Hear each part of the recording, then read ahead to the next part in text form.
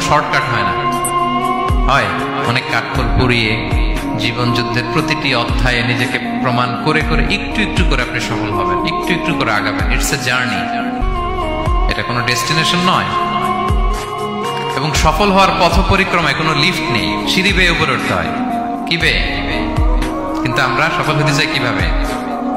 Direct 100 তলায় তো আমি সফল, উপরে সবার উপরে আমি, এইভাবে চাই সফলতাটা। সবার উপরে উঠে যাব, গোল্ড মেডেল গলায় পরাই দিবে, আমরা সাকসেসফুল না। সফলতার রাস্তায় কোনো লিফট থাকে না। কি দিয়ে উঠতে হয়? সিঁড়ি বেয়ে ঘাম জড়িয়ে উঠতে হয়। দেখেন, শুধু আলোর মুখ দেখার জন্য মায়ের পেটে আমাদের কত সময় লাগছে বলেন তো? জাস্ট একটু লাইট, হ্যাঁ 9 মাস 10 মাস সময় লাগছে শুধু একটু আলো দেখবো আমরা। একটু আলোর মুখ দেখার জন্য আমার লাগছে 9 মাস। আর এখানে আমরা শর্টকাট খুঁজি, খালি কি খুঁজি? সফলতার কোনো শর্টকাট নেই।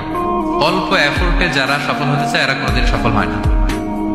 ইউসুফ আলাইহিস সালামের জীবনীটা একটু খেয়াল করেন, একটু একটু করে তিনি সামনের দিকে গিয়েছেন এবং সবশেষে ইজিপ্টের ফিনান্স মিনিস্টার হয়েছেন। এজন্য ধৈর্য ধারণ করতে হবে, নিজের সর্বোচ্চটুকু উজাড় করে দিয়ে আপনার রোলটা আপনি প্লে করবেন, এরপর আল্লাহ তাআলার উপর ভরসা রাখবেন। কিন্তু অনেক